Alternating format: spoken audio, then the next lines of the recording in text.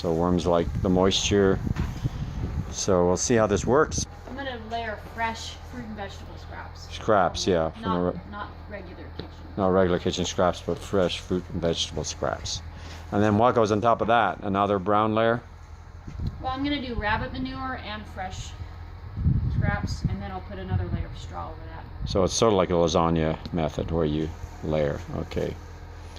I'll let it sit for about a week before I put the worms in it to allow proper bacterial activity to get going. And start breaking stuff down. So this is an example of what you can do on a larger or smaller scale. This is Oklahoma Academy. We're trying to teach our students how to garden and show them easy ways to maintain home gardens or community gardens. And making good soil is a major part of that. Permaculture, you know, and using worms, which are helpers, of course, in making that soil, and the microbes that work with the worms as well.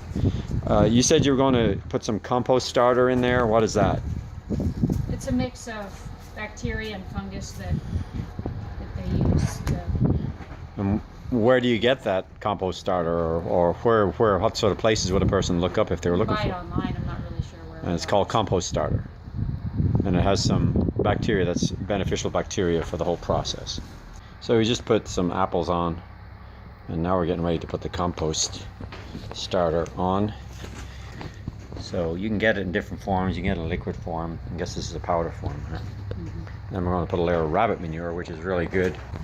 So we added soft rock phosphate, which you can get in a bag like this in powder or granule form, and calcium carbonate. Soft rock phosphate and calcium carbonate, they both add important elements, phosphates, and the calcium, I guess, is what is needed out of the carbonate, right? Calcium. So we put a layer of these on the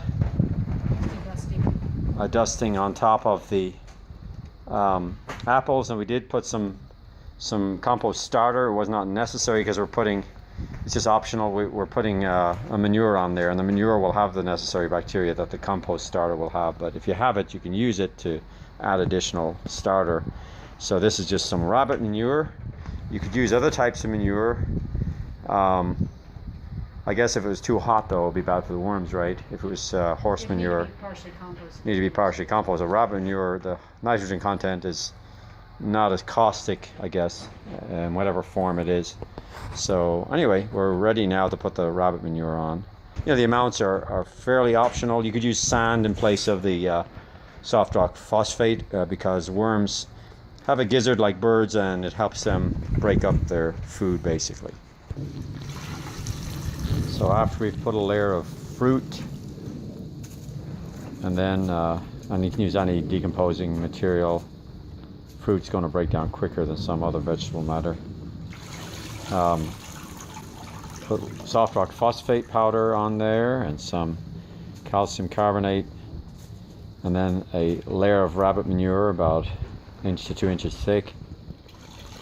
Now we are putting on another layer of saturated chopped straw, and then cardboard is also very usable. Worms love cardboard. Basically, it's a form of wood fiber that's already chopped up and easy for them to break up and digest. Luckily, they don't use a whole lot of additives to cardboard. It's pretty much just wood fiber. Let the cardboard soak for a bit.